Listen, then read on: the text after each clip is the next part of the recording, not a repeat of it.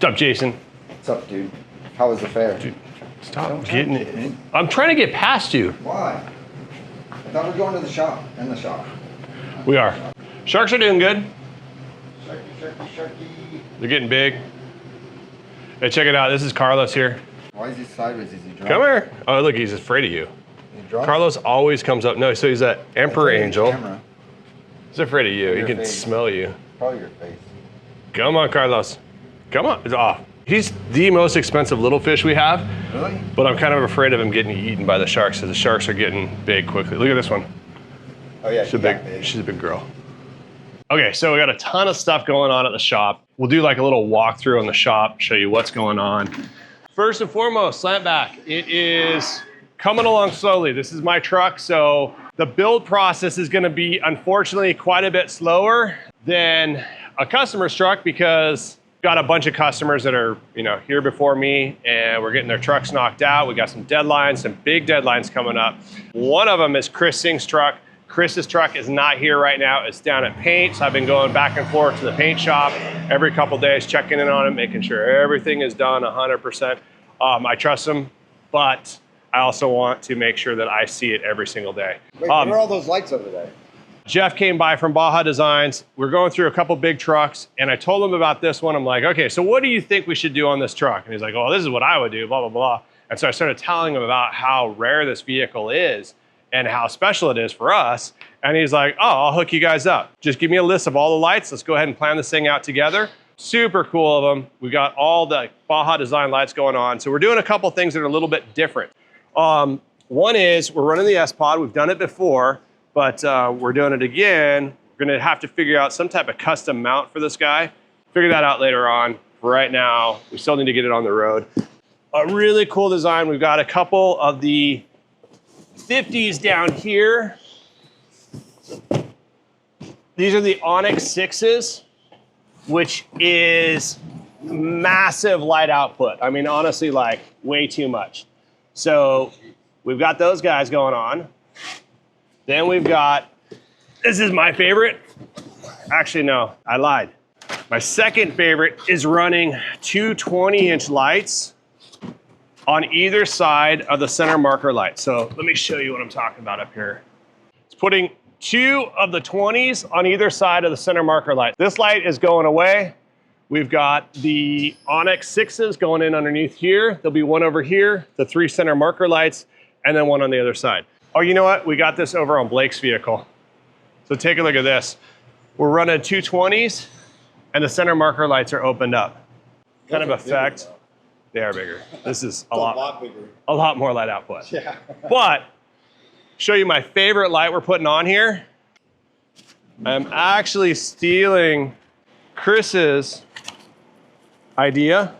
So Chris on his truck decided to go with these LP9s.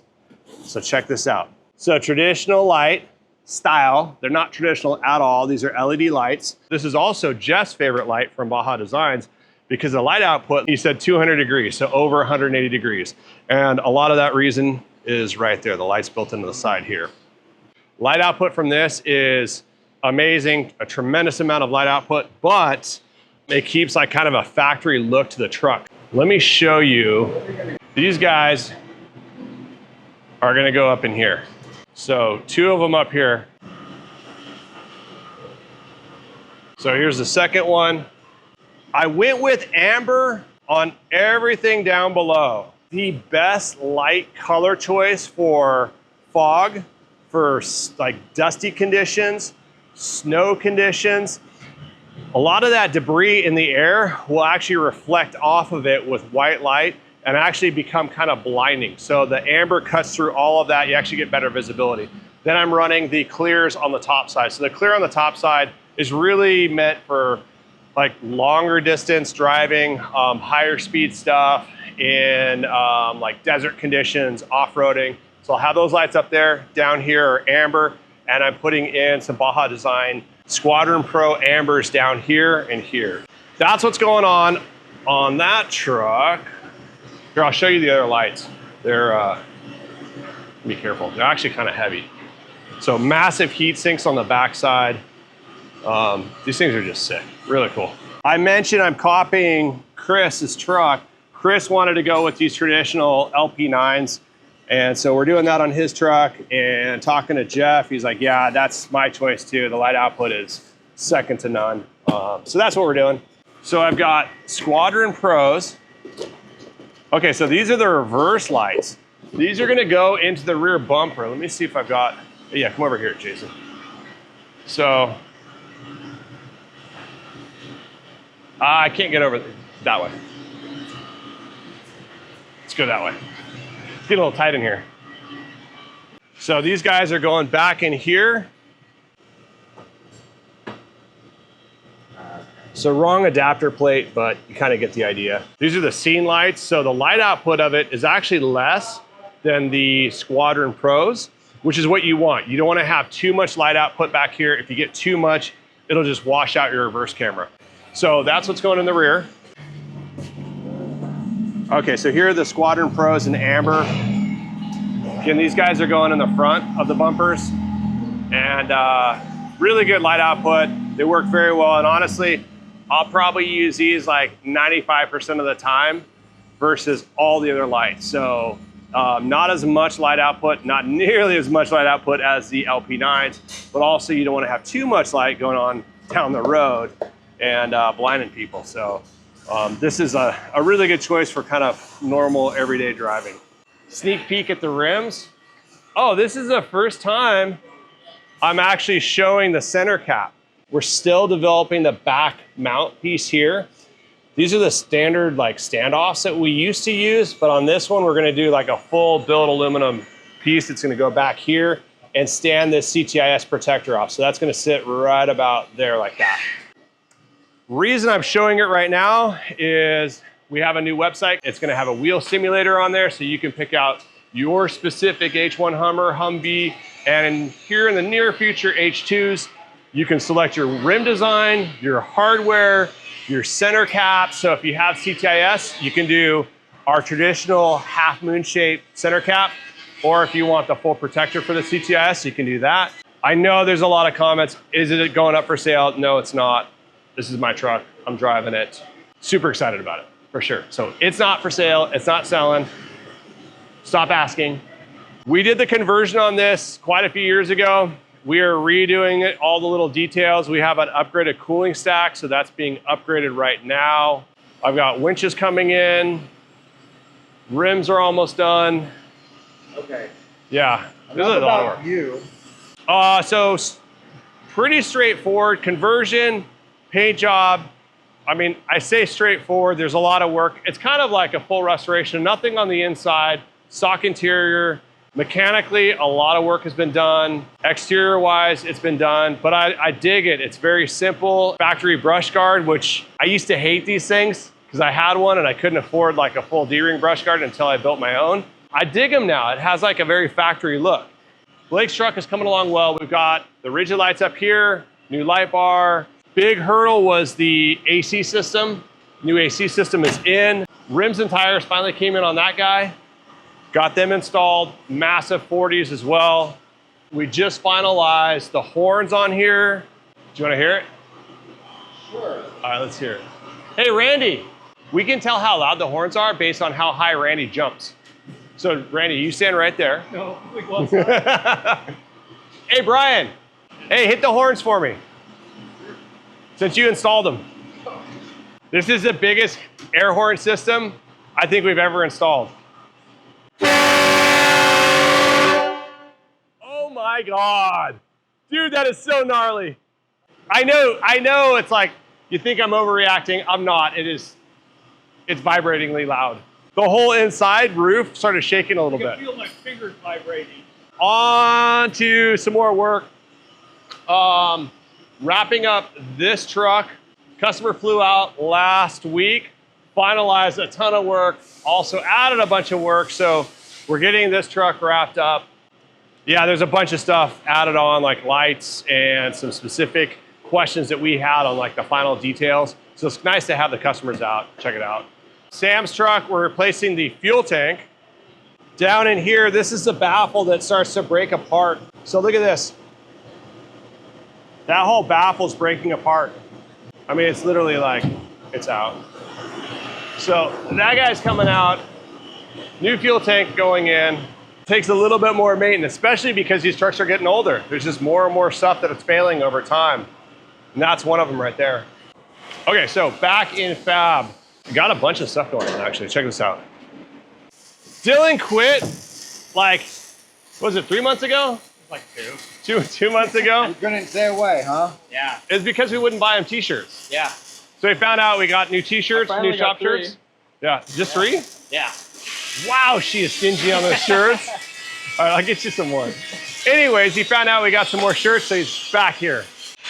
So this is the slant back, the aluminum slant back top that you saw a while ago. We were ready to go like 3 months ago to paint the truck, and we stopped. And I'm like, we can't paint the truck. There's too many questions that we have here. Like there's detailed stuff that he really should see to see what he wants to do about it. So he flew out, took a look at it. He's like, yes, I agree with you. Let's do everything that you recommend. So we got a full like roll cage going on the inside. Now this is a slant back. Seating comes down here. So I talked to him about that too. And I'm like, I'm really kind of apprehensive about doing the stretch seating and 6-passenger seating because you have the slant back here and your head may come in contact with it. That was a concern. We talked about it. He's like, no, it's fine. The kids are small. And I was like, okay, I can shorten the seat up a little bit, kind of do alpha seats. So that's what we're doing. Now Dylan's going through putting in the roll cage system and buttoning everything up. And then we can go back to paint. We're getting rocker panel protection on it too. Oh, okay, sweet. So if it's sealed up, it should be good. Cool. We got some trucks for sale coming up. It's interesting because the whole Hummer market has been a little bit different this year. It's really slowed down on vehicle sales, like literally stopped. And just now it's starting to pop again. So we're having a bunch of vehicles that are selling. I think we sold 2 last week. So now they're starting to sell, which is nice because we have inventory. And I've seen this in like 2008, 2009, when we had that last recession. Everything stopped for about 6 months. After about 6 months, people realized like, okay, it's not the end of the world. Things are gonna continue to progress. And people just got tired of waiting for doomsday, which never came. I mean, it did financially in certain areas, but certain people, but for the general population, we're all still alive. What else haven't we filmed that's going up for sale? Value Duramax. Oh, that's right. Both of them wagons, right? Yes. Okay, so black Cummins. What's he doing? Ooh, John is so polite. That's John, huh? I know it's John. Yep. You're like the most polite person I know. I couldn't see your face because it's like blacked out windshields. And I was like, that's John. He's waiting over there to come in. I appreciate you being polite. Thank you. So, we've got 2 wagons. This is kind of cool. A black Cummins, actually a really good price on it. And then we have another one that's gonna be a really cool option for somebody who's looking for an insane deal. This truck was like a $300,000 build. We built it for a good friend of mine. It's for Troy Industries. He had it for a number of years and eventually sold it to someone else. Someone else bought it. Now they're selling it. The problem is it sat outside for a couple years. So it needs a paint job. It needs a little bit of interior cleanup, all cosmetic stuff. But he wants to move it quickly. Problem with it is a proper paint job could cost $30,000+ So for somebody who wants an insane truck at a very good price, this one's coming up for sale. I think we have a little bit of maintenance stuff to make sure it's 100%. And then I would say probably 2 weeks out or so, it'll be released, maybe a little bit less. What's So, up with that thing? conversion, all done, wrapped up. We are just finalizing like a few of the last little details and road testing it. You think street legal? Well, I mean, kinda. Depends on where you're at. If you're in Arizona, yes. Oh.